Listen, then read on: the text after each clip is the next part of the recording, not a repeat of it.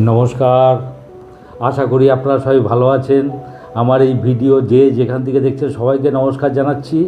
প্রথমেই আপনাদের কাছে সরি বলে নিচ্ছি, আমি এই লাস্ট একটা মাস ছিলাম না, আউট অফ স্টেশন ছিলাম, ওই জন্য আপনাদের সামনে আসতে পারিনি, তো সরি বলছি। আবার আমাদের যেটা আলোচ্য বিষয় ছিল যে শনি ট্রানজিট নিয়ে, এর আগে আমরা কর্কট লগ্ন পর্যন্ত আলোচনা করেছি। আজকে আলোচ্য বিষয় সিংহ লগ্ন।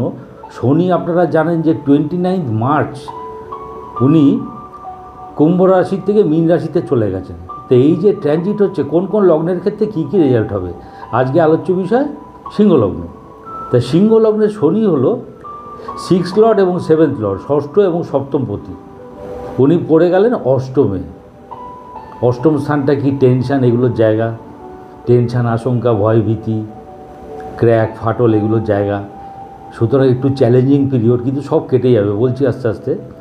চ্যালেঞ্জ ফেস করা, ফিনান্সিয়াল আপস অ্যান্ড ডাউনস, এবং আপনার শরীর স্বাস্থ্য, সামান্যতম ইলনেসকেও অবহেলা করা যাবে না।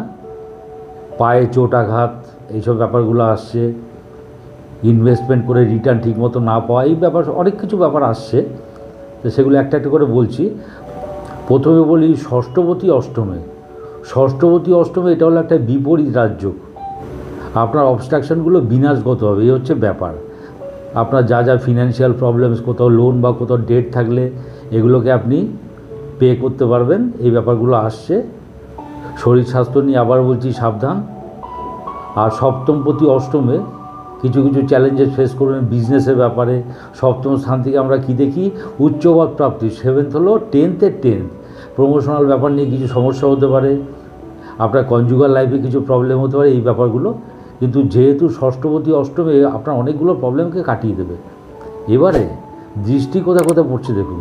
দশমে দৃষ্টি পড়ছে, দ্বিতীয় দৃষ্টি পড়ছে এবং পঞ্চমে দৃষ্টি পড়ছে। প্রথমে দ্বিতীয় দৃষ্টি নিয়ে আলোচনা করছি। দ্বিতীয় স্থানটা কি, আমাদের আত্মীয় কুটুম্ব, আমাদের অ্যাসেটস, এগুলোর জায়গা, আমাদের খাদ্য খাবার, বাক্যস্থান, এগুলো, এই সবগুলো নিয়ে সমস্যা। খাবার দাবার সাবধানে করুন, বিশেষ করে ওপেন স্পেসে। আত্মীয় কুটুম্বের সঙ্গে সম্পর্কের অবনতি হতে পারে। সেটা দেখুন, যেহেতু 7th লর্ড 8th হাউস থেকে দৃষ্টি দিচ্ছে ওখানে, এটা কি হচ্ছে, আপনার বেটার হাফ, তাকে জড়িয়ে কোনো অসুবিধা হতে পারে। বিজনেস সংক্রান্ত কোনো সমস্যা তো আছেই। কোথাও ইনভেস্টমেন্ট, সেটা ঠিকঠাক রিটার্ন নাও পেতে পারেন, এই ব্যাপারগুলো হচ্ছে। মুখমণ্ডলে কোনো রোগ হতে পারে, এ ব্যাপারে সতর্ক থাকুন।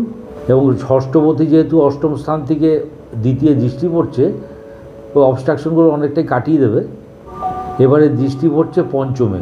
পঞ্চম স্থানটা হলো আমাদের মেধা, আমাদের মেরিট, আমাদের ট্যালেন্ট, আমাদের ক্রিয়েটিভিটির জায়গা, আমাদের সন্তান স্থান।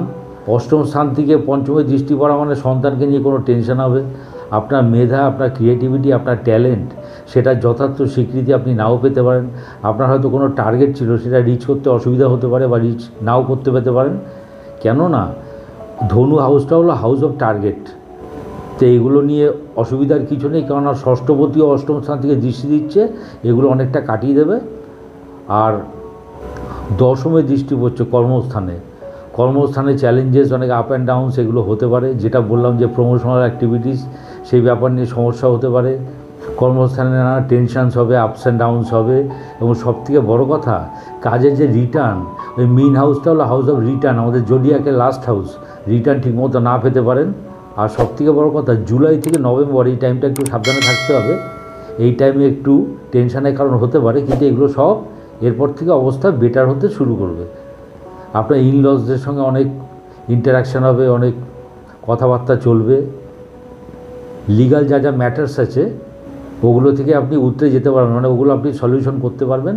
আর যেটা আগেই বলেছি, ডেটকে রিপে করা, এগুলো ব্যাপারগুলো তো আছেই। একটা ব্যাপার যেটা হবে, আপনার ষষ্ঠপতি অষ্টমী যেটা হয়, মাতুল, মামা বা মাসি, মায়ের ছোট, এদের সঙ্গে সম্পর্কের অবনতি হতে পারে। নভেম্বর মাসের পরে কর্মস্থানে উন্নতি লক্ষ্য করা যায়। ওভারঅল একটা চ্যালেঞ্জিং পিরিয়ড আসতে চলেছে, কিন্তু ঘাবড়ানোর কিছু নেই, এগুলো সব কেটে যাবে। ভিডিওটি ভালো লাগলে লাইক, শেয়ার, সাবস্ক্রাইব করুন। সবাই ভালো থাকবেন। নমস্কার।